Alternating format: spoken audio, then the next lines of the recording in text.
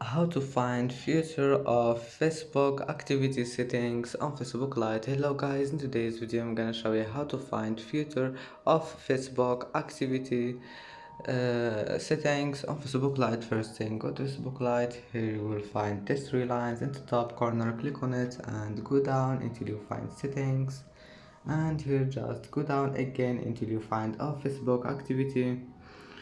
Here you will find more options, and now just click manage future activity and click manage future activity again, and as you see here you will find it.